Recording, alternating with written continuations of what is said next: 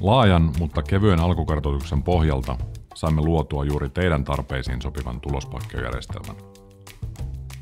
Ensimmäisessä vaiheessa täytä yrityksenne perustiedot.